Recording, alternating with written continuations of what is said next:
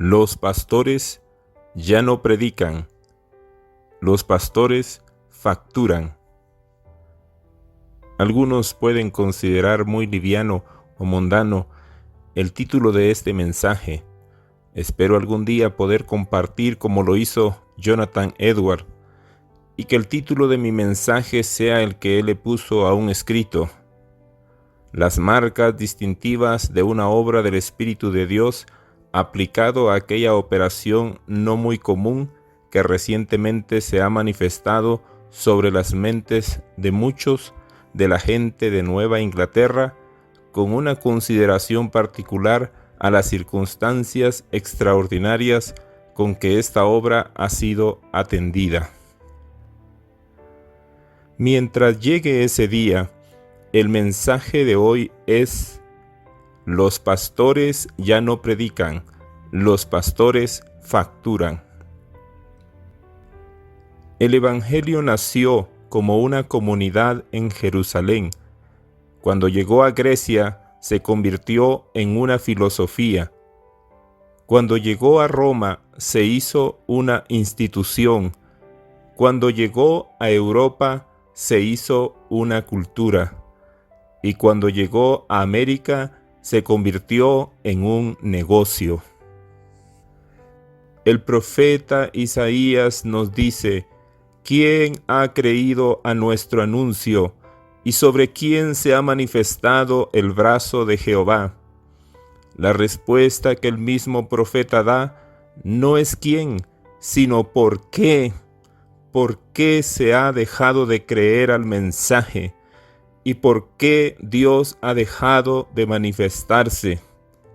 La respuesta nos la da allí adelante en el profeta Isaías capítulo 53 del 1 al 3. Subirá cual renuevo delante de él, y como raíz de tierra seca, no hay parecer en él, ni hermosura. Le veremos, mas sin atractivo, para que le deseemos. Despreciado y desechado entre los hombres, varón de dolores, experimentado en quebranto, y como que escondimos de él el rostro, fue menospreciado y no le estimamos. ¿Por qué se ha dejado de creer y por qué Dios ha dejado de manifestarse? Porque el mensaje no es atractivo, porque el camino de Dios no es para hacernos famosos e importantes, porque nadie en ese camino se hace rico ni grande. De ese evangelio todos escondemos nuestro rostro. El camino del evangelio, el poder del Espíritu Santo, ha sido olvidado, rechazado y sustituido por otro evangelio, el evangelio de la prosperidad, por hombres exitosos capaces de convencer y mover a multitudes. Ya no vemos el brazo de Jehová manifestarse, ahora solo vemos grandes líderes que han aprendido el arte de facturar. Hace mucho tiempo los predicadores se olvidaron que Dios y su evangelio es lo único que transforma una vida. Hace mucho tiempo que se olvidaron que el fin del evangelio no es tener éxito, sino llevar al hombre al conocimiento de Dios. Se olvidaron que da igual si eres rey o un pescador de Galilea, Dios solo usa vasos rendidos y vaciados de sí mismos.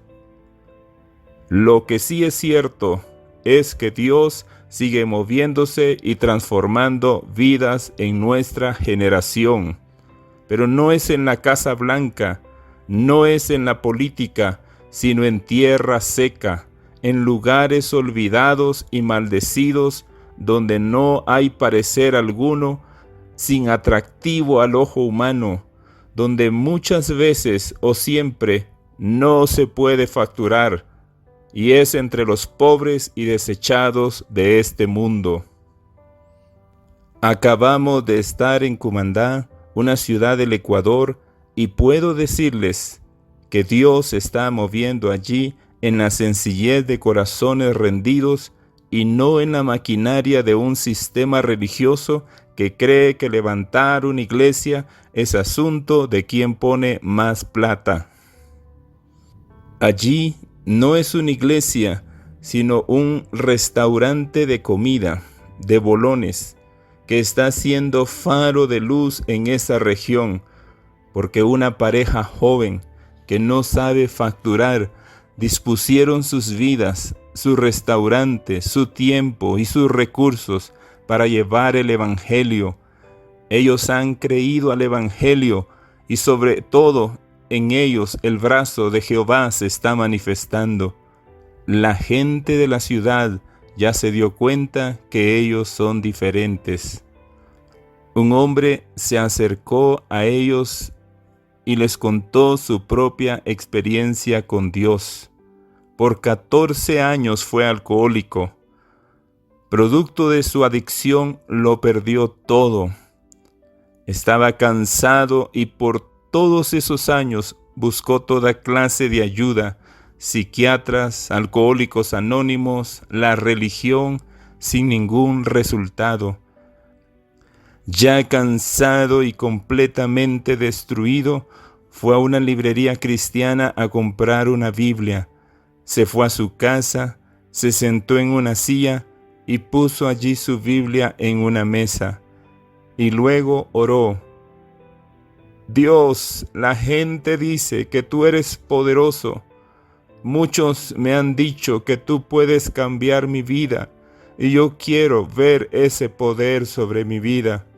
Si tú me muestras ese poder, Señor, rompiendo estas cadenas, yo sé que mi vida no vale nada, pero si tú lo haces, yo te serviré siempre por el resto de mi vida. Decidió leer su Biblia en un solo día sin parar por horas. Como entre las 5 y 6 de la mañana del otro día, ya agotado, cabeceando, medio dormido, terminó de leer, cerró su Biblia y le vuelve a orar a Dios. Ahora, muéstrame lo que tú puedes hacer. Solo sintió paz. Se durmió. Al levantarse, se fue a la calle y quiso seguir actuando como siempre actuaba. Fue a un negocio y allí quería mentir. Quería seguir siendo el hombre engañador que siempre había sido, pero le era imposible. Él no entendía qué pasaba. Luego fue a comprar una bebida alcohólica. No pudo hacerlo más. Lo único que le sucedía cada vez que quería hacer algo malo es que él se quebrantaba, hasta que entendió que Dios ya había hecho la obra interna en su corazón. Su testimonio hoy en día es: a mí nadie me predicó, no tuve que ir a ningún lugar, fue Dios quien lo hizo sin la ayuda de nadie. El poder de Dios, el brazo de Jehová, transformó su vida. El mundo es mi parroquia. Juan Wesley. Cuando él dijo estas palabras, fue en el contexto de responder a las críticas hacia su ministerio por salir de la estructura religiosa. Al predicar sin el permiso de una cobertura religiosa, Juan Wesley cambió la comodidad y bienestar de un púlpito y santuario por un ministerio itinerante. Uno de sus grandes saltos de fe que le trajo mucha crítica fue el día en que él predicó al aire libre fuera de los templos, motivado por su gran amigo George Wycliffe, en un tiempo en que la iglesia había abandonado su misión y al mundo, y solo estaba centrada en la liturgia y en sí misma. En otras palabras, cuando la iglesia ya no predicaba, sino facturaba. Un prólogo o una introducción de una biografía de Jonathan Edwards afirma lo que Dios estaba haciendo en ese momento, en esa época. Prostitutas regeneradas, borrachos liberados, comerciantes inescrupulosos transformados en gente honesta, familias reintegradas, decrecimiento de burdeles, bares y alcoholismo. Cuando él dejó de facturar, las almas fueron salvas. El escritor de Santiago habló del hombre con anillo de oro y con ropa espléndida, y también habló del pobre con vestido andrajoso. Él se refería a no hacer acepción de personas, pero jamás Santiago se imaginó que vendría un día en que el hombre con anillo de oro y con ropa espléndida sería el predicador, sería el ministro de la iglesia, y que ese pobre con vestido andrajoso sería un mundo agonizante, perdido, que llama a las puertas de la iglesia, pero ésta no escucha, porque está demasiado ocupada en su agenda, en un evento más, para sentirse mejor consigo misma. Santiago 2:3 nos dice: y miráis con agrado al que trae la ropa espléndida, y le decís: siéntate tú aquí en buen lugar, y decís al pobre: estate tú allí en pie, o siéntate aquí bajo mi estrado. Vivimos en el tiempo en donde a los predicadores con anillo de oro y ropa espléndida, que abandonaron la predicación sencilla del evangelio por facturar, les estamos diciendo: siéntate tú aquí en buen lugar. Hemos hecho dioses a hombres de barro, los hemos puesto en un pedestal y hemos declarado: ay de aquel que levante su mano contra el ungido de Jehová. Mientras que al mundo que llora, que tiene hambre, que está desnudo y agoniza, solo le decimos: estate tú allí en pie, o siéntate tú aquí bajo mi estrado. Espera que termine nuestra fiesta, cuando queden solo migajas o los huesos. En el día de la conquista de Canaán, Josué tomó a 5 reyes de Hebrón, de Jerusalén y de otras ciudades, e hizo que sus soldados pusieran sus pies sobre la cabeza de estos reyes, para que supieran que eran hombres de barro sencillamente, y que solamente a Dios hay que temer y adorar. En el día de la visitación de Dios, escuchen esto, hermanos, veremos a esos reyes con grandes ministerios, con anillo de oro y ropas espléndidas, cayendo en el olvido mientras la palabra de Dios corre y su gloria llena toda la tierra. Fulano se le llama en el libro de Ruth al hombre que quería facturar, pero no quería saber nada de la vida de una moabita. Y fulano se le llamarán en el día final a tantos ministros cristianos que gozan del tiempo de la gracia para facturar mientras le dan la espalda a un mundo perdido.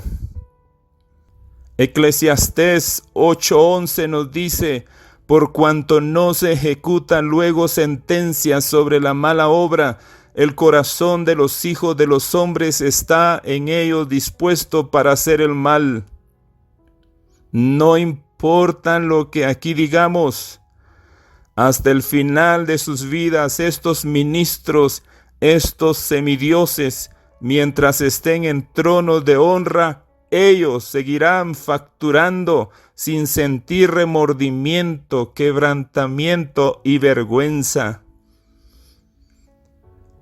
Necesitamos, eso sí, una predicación sin temor al rechazo y al fracaso, que nos haga poner nuestras manos en las columnas de nuestros templos, como aquel día lo hizo Sansón, mientras los grandes bebían y hacían fiesta y se burlaban de él, como afirma el profeta Isaías del camino de Dios, que sucede lo mismo entre los grandes del pueblo que han menospreciado el camino de la cruz por escoger el camino de la prosperidad. Estas columnas caerán, la fiesta pronto se les acabará y ya no podrán facturar más cuando Dios se acuerde de Lázaro empobrecido y agonizante de este mundo. El ministerio de Juan Wesley fue no a la institucionalidad, no a facturar, sino a volvernos a nuestro llamado, a un mundo perdido. Mientras la iglesia en los tiempos de Juan Wesley solo estaba interesada en sí misma, en facturar y alcanzar a ciudadanos de clase media y alta, Juan Wesley se volcó a los más desposeídos de la sociedad, a los más pobres. Bien dijo Leonel Jiménez, el mundo es el espacio donde el pecado reina, pero también es el lugar donde Dios ha decidido manifestarse. Oh Señor, que no vivamos para ser inútiles. Fueron las palabras dichas por Juan Wesley. Oh Señor, que no vivamos para ser inútiles, que ya no vivamos para facturar, para ser un fulano en el día de la visitación. Mientras los cristianos tengan la elección de facturar, mientras la iglesia tenga una visión egoísta, centrada en sí misma, que desde la A hasta la Z sea yo y más yo y nadie más que yo, el evangelio de Cristo será una vaga ilusión. El cielo y la tierra pasarán. Escuchen, amados hermanos, el cielo y la tierra pasarán, y a nosotros nunca nos llegará ni la brisa más pequeña del Espíritu Santo si seguimos facturando, si seguimos contando el costo de seguir a Cristo como muy elevado, si seguimos afirmando como el perezoso: hay un león allá afuera, si salgo me puede comer, me puede matar, alimentándonos siempre de miedos y conspiraciones y visiones falsas. Ni la brisa más pequeña del Espíritu Santo nos llegará si seguimos afirmando como el pueblo en los días del profeta Ageo: no ha llegado aún el tiempo. Ellos decían que aún no era el tiempo de edificar la casa de Dios, la cual estaba abandonada, pero las casas de ellos estaban súper hermosas. Así hoy los cristianos egoístas están hablando que aún no es el tiempo para millones de almas perdidas encaminadas al infierno, mientras ellos ya se sienten sentados en primera clase rumbo a la patria celestial.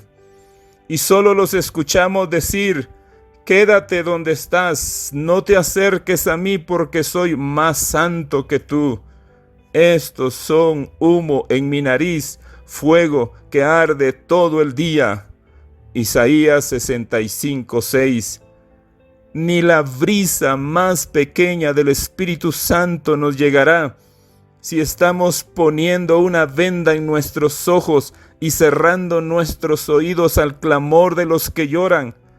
Porque tu pastor te dijo que hay 2 evangelios, 2 mensajes, el de la cruz y el del reino, que ahora no es el tiempo aún para el evangelio del reino.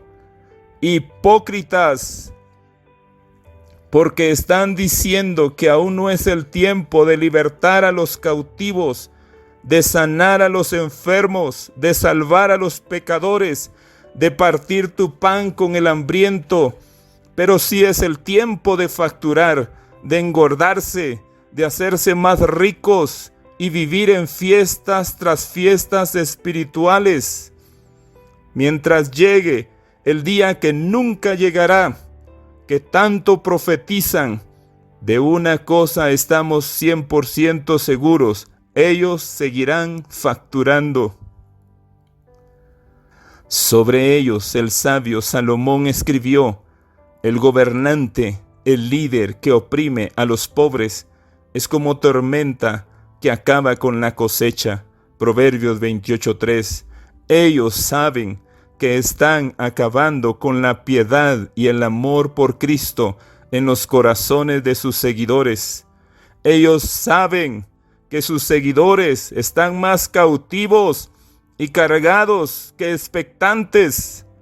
Ellos saben que sus visiones son vanidad y mentira, pero lo que el resto de los mortales no queremos aceptar por la aureola que cubren sus cabezas es que a ellos solo les interesa facturar, no la vida de las personas. Mientras que el apóstol Pablo se levanta y afirma: pongo por testigo al Padre y al Hijo, juez de vivos y de muertos, que vendrá a reinar, predica la palabra en tiempo y fuera de tiempo. El día que Dalila decidió facturar fue el día en que el hombre, con un llamado de Dios, perdió su fuerza. Eso sucedió hace muchos años y eso sigue repitiéndose en nuestros días. El día que Dalila decidió facturar ha sido el día en que el hombre, con un llamado de Dios, ha perdido su fuerza.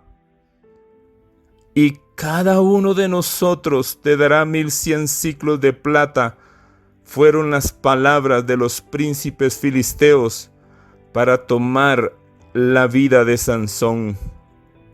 Dalila significa aquella que vacila, aquella que languidece, aquella que está postrada. El evangelio de la prosperidad es esa Dalila que ha debilitado más la vida de los cristianos que cualquier gigante y sistema en el mundo. Hipólito Romano decía en el tiempo de la persecución: un gran número de hombres atraídos a la fe por medio de los mártires se convertían a su vez en mártires.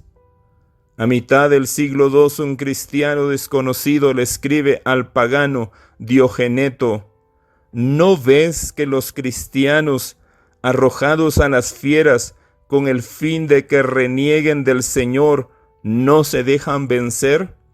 ¿No ves que cuanto más se los castiga, en mayor cantidad aparecen otros? Nosotros tenemos que afirmar: ¿no ves, cristiano del siglo XXI, que mientras estamos dedicados a facturar, a buscar los primeros asientos, mientras más cómodas son las butacas de la iglesia, mientras más rico es el café que te sirves al final del culto, más tibia es tu fe? ¿Menos carga tienes por un mundo perdido y poco amor por tu Dios? Mientras Tertuliano en el año 197 afirmaba: la sangre de los mártires es la semilla para nuevos cristianos, nosotros, en otra realidad, tenemos tristemente que afirmar: la iglesia que factura es la semilla para una nueva generación de cristianos perdidos, cristianos ofendidos, cristianos que no leen su Biblia, que no oran, cristianos con una gran cabeza, presumiendo siempre de su conocimiento bíblico y nada de vida espiritual. Si el grano de trigo, si los pastores y la iglesia siguen facturando, no caerá en tierra y morirá este pueblo, sino quedará solo, pero si muere, llevará mucho fruto. Facturar es vivir para uno mismo. Facturar es vivir en una burbuja irreal de una fantasía religiosa, mientras el mundo muere de hambre físicamente y espiritualmente. Facturar es hombres vestidos de ropa espléndida, llamados los hombres de Dios, que solo están enriqueciéndose del Evangelio y que dejaron de buscar a la oveja perdida. Facturar es tú y yo, que cada día abandonamos el altar de la consagración por una vida materialista, que escogemos los placeres de la carne, abandonando nuestro llamado de ser la sal y la luz de este mundo perdido. El escritor de Santiago da un mensaje a la iglesia rica, a la iglesia de la Odisea, a la iglesia que ha aprendido a facturar, que vive facturando. Santiago no estaba principalmente mirando a los ricos de este mundo, sino a una iglesia saciada de sí misma. Es muy claro su mensaje en Santiago 5 del 1 al 6. Vamos ahora ricos, los que ahora facturáis, llorad y aullad por las miserias que os vendrán. Vuestras riquezas están podridas y vuestras ropas están comidas de polilla. Vuestro oro y plata están enmohecidos, y su moho testificará contra vosotros y devorará del todo vuestras carnes como fuego. Habéis acumulado tesoros para los días postreros. He aquí clama el jornal de los obreros que han cosechado vuestras tierras. Llegó el fin de los tiempos y no pasa nada, el cual por engaño no les ha sido pagado por vosotros, y los clamores de los que habían cegado, los que creyeron al mensaje falso de la prosperidad y siguieron ciegamente a líderes, haciendo grandes sacrificios, pero al final están vacíos sus corazones. Han entrado en los oídos del Señor de los ejércitos. Habéis vivido en deleites sobre la tierra y sido disolutos. Habéis engordado vuestros corazones como en día de matanza. Habéis condenado y dado muerte al justo, y él no hace resistencia. Pronto veremos este pasaje cumplirse en miles de cristianos que abandonaron el Evangelio de Cristo por un mensaje cómodo, superficial y egoísta. ¿En dónde nació esta iglesia y su mensaje de la prosperidad? Predicadores que abandonaron el Evangelio por facturar. Es mi esperanza que esta verdad quite la venda de los ojos de aquellos que han creído a un mensaje apóstata y han seguido a hombres que viven y se comportan como semidioses. Que nos volvamos al Evangelio de Cristo y así se manifieste el brazo de Jehová. Primero, debemos saber que el mensaje de la prosperidad tiene dos lados, dos caras, el físico y el espiritual. Desde un púlpito, de un lado de la cara, están los que predican el mensaje físico, que Dios quiere que todos seamos ricos y nada de sufrimiento, todo es bienestar.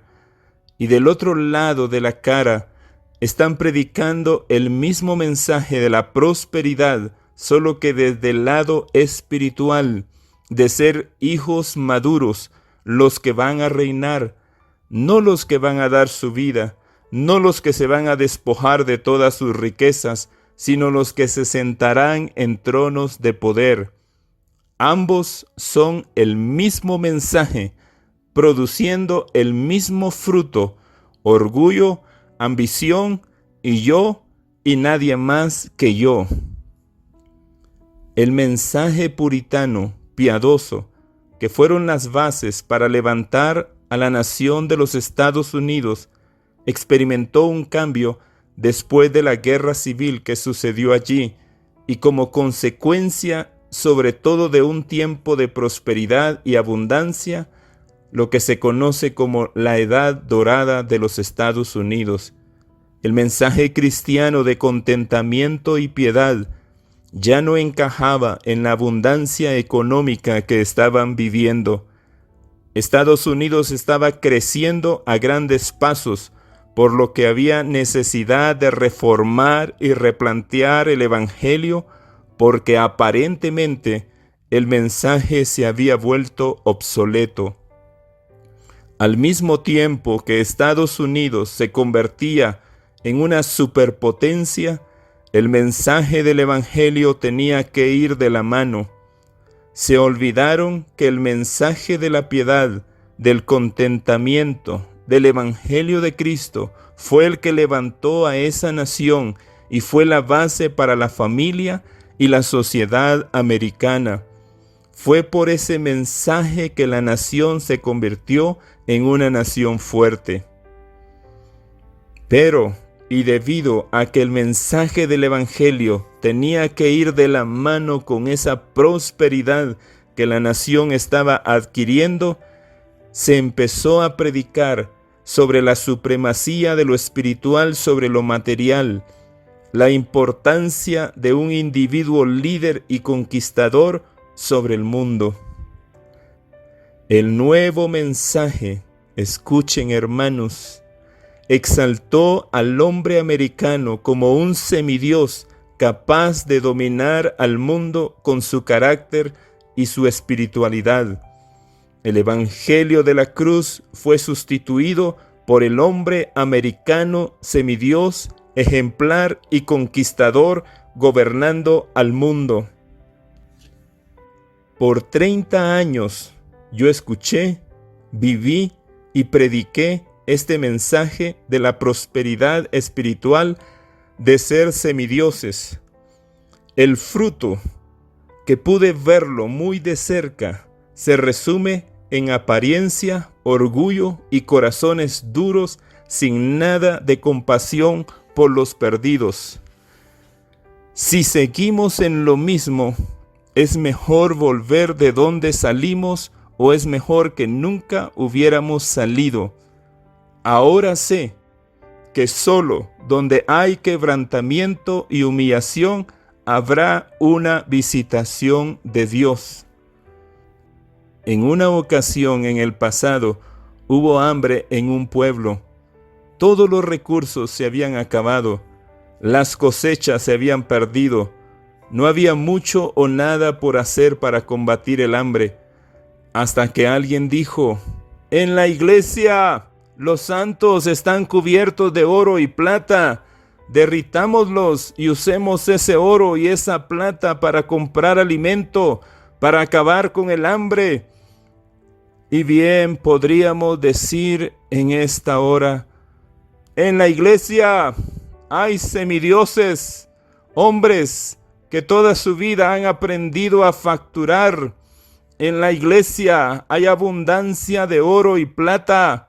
Derritámoslo para dar de comer a un mundo que muere de hambre. Y creo que no solo es algo espiritual, sino muy físico. Amados, creeré en el mensaje glorioso de lo que Dios hará de una iglesia poderosa, hijos maduros, cuando vea a sus mismos ministros y predicadores dejando de acumular oro y plata y entregando sus riquezas por los pobres de la tierra. Lo que están haciendo hoy en día es todo lo contrario. No es espiritual, sino que es muy físico lo que describo aquí. Ellos están tomando las riquezas de sus seguidores, de las iglesias, y convirtiéndolas en plata y oro, y la tienen guardadas en pequeños búnker en la tierra para el día malo de ellos, por supuesto. Mientras tanto, a sus seguidores los asfixian cada día con la importancia de dar y despojarse para sobrevivir en el tiempo del hambre. Recordemos lo que dice 2 de Corintios 8:9, porque ya conocéis la gracia de nuestro Señor Jesucristo, que por amor a vosotros se hizo pobre siendo rico, para que vosotros con su pobreza fueseis enriquecidos. Tengo una hermana que tenía un trabajo muy bueno, muy querida entre todos los que la conocían. Su trabajo era su sustento, pero ella vio a su hijo, que ya es mayor de edad, pero que al nacer nació con un pequeño retardo mental. Ella no lo pensó 2 veces. Ella no contó los costos de lo que significa renunciar a todo. Para ella, su vida era el corazón de su hijo. Renunció a todo para ponerle a su hijo un negocio pequeño, ganancias pequeñas, un retroceso en su economía y mucha compasión de los que la conocen por abandonar su carrera. Pero su hijo hoy es mucho más feliz. Mientras ellos no renuncien a sus vestidos espléndidos, a la mesa servida, a sentirse semidioses y a seguir facturando, solo nos toca decir fantasías animadas de ayer y hoy.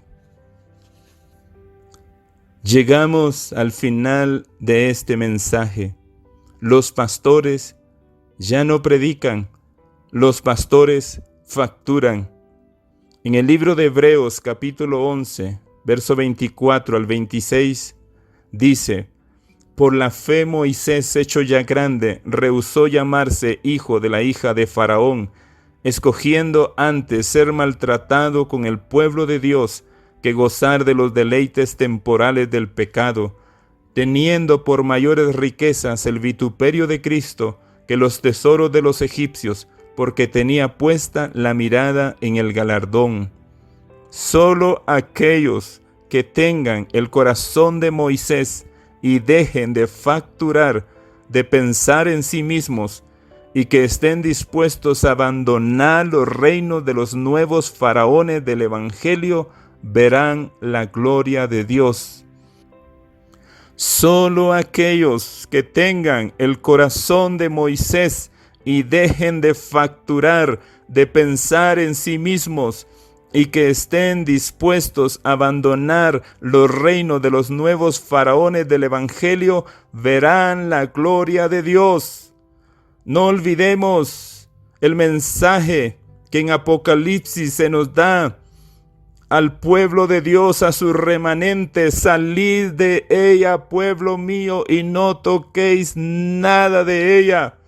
De la gran ramera, de una iglesia, de un sistema, de un pueblo de hombres que solo viven para facturar. Pero sé que muy pocos lo harán, porque allí dice, por la fe, y luego dice, hecho ya grande. Muchos cristianos ni tienen fe y son niños, no maduran. Son también parte de la fiesta. Si hay pan y circo, la visión poco importa. Entrar por la puerta estrecha es un acto de valientes que poseen una fe viva. El Lázaro, perseguido, encarcelado y torturado por Cristo, desapareció de las historias inspiradoras del cristianismo. El primer fruto del derramamiento del Espíritu Santo en el día de Pentecostés, la primera bienaventuranza fue corazones quebrantados y arrepentidos, y esa es la señal, la marca del Espíritu.